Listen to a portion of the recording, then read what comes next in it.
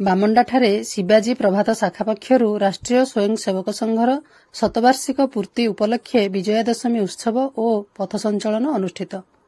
ଆଜି ଅପରାହ୍ନ ପାଖାପାଖି 4ଟା ସମୟରେ ରାଷ୍ଟ୍ରୀୟ ସ୍ୱୟଂସେବକ ସଂଘ ହରଭଙ୍ଗା ଖଣ୍ଡର ବାମଣ୍ଡା ଗ୍ରାମର ଶିବାଜୀ ପ୍ରଭାତ ଶାଖା ଦ୍ୱାରା ସ୍ଥାନୀୟ ଶ୍ରୀ ରାମଲୀଳା ମଣ୍ଡପଠାରେ ବିଜୟା ଦଶମୀ ଉତ୍ସବ ସହିତ ଗ୍ରାମରେ ପଥ ସଞ୍ଚାଳନ ପାଳିତ ହୋଇଯାଇଛି। ଏହି ଅବସରରେ ପୂର୍ଣ୍ଣ ଗଣବେଶରେ ଏକ ପଥ ସଞ୍ଚାଳନ ଗ୍ରାମ ପରିକ୍ରମା କରିଥିଲା। ପଥ ସଞ୍ଚାଳନ ସମୟରେ ବାମଣ୍ଡା ଗ୍ରାମର ପ୍ରତ୍ୟେକ ଗୃହ ସମ୍ମୁଖରେ ପୂର୍ଣ୍ଣ କଳସୀ ରଖି ସ୍ୱୟଂ ସେବକ ସଂଘର ସେବକଙ୍କୁ ସ୍ୱାଗତ କରିବା ସହିତ ପୁଷ୍ପବୃଷ୍ଟି କରାଯାଇଥିଲା।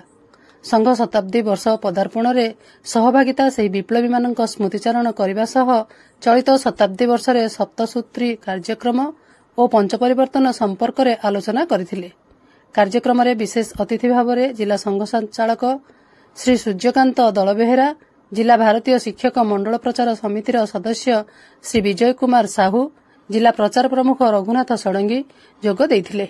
କାର୍ଯ୍ୟକ୍ରମରେ କାର୍ଯ୍ୟଭାର ଶ୍ରୀ ଶେଷଦେବ ଛାନ୍ଦ, ମୁଖ୍ୟ ଶିକ୍ଷକ ଭାବେ ଶ୍ରୀ ସୁବାସ ମହାକୁଡ଼, ସାମୂହିକ ଗୀତ ଶ୍ରୀ ବିମଲ ପ୍ରଧାନ, ବ୍ୟକ୍ତିଗତ ଗୀତ ଶ୍ରୀ ଶାନ୍ତନୁ କୁମାର ପ୍ରଧାନ ଓ ପ୍ରାର୍ଥନା ପ୍ରମୁଖ ଭାବେ ଶ୍ରୀ ହର ମହାକୁଡ଼ କାର୍ଯ୍ୟ ତୁଲାଇଥିଲେ।